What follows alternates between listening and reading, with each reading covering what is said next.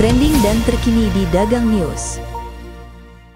Bursa Malaysia Securities Berhad mengenakan tindakan tegas terhadap 5 bekas pengarah TXCD Berhad susulan kegagalan syarikat itu menerbitkan laporan tahunan bagi tempoh kewangan 18 bulan berakhir 31 Disember 2022. Laporan yang sepatutnya disiarkan sebelum atau pada 30 April 2023 hanya diterbitkan 6 bulan lewat melanggar perenggan 9.23/1 keperluan penyenaraian pasaran utama atau LR utama.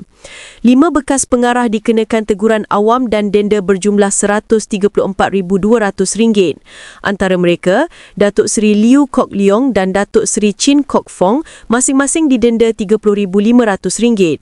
Lim Yit Kong dan Tajul Arifin Muhammad Tahir turut dikenakan denda RM30,500. Evelyn Louis Ming Fong dikenakan denda RM12,200. Kelewatan berpunca daripada peletakan jawatan juru audit luar pada Februari 2023 hanya 2 bulan sebelum tarikh akhir.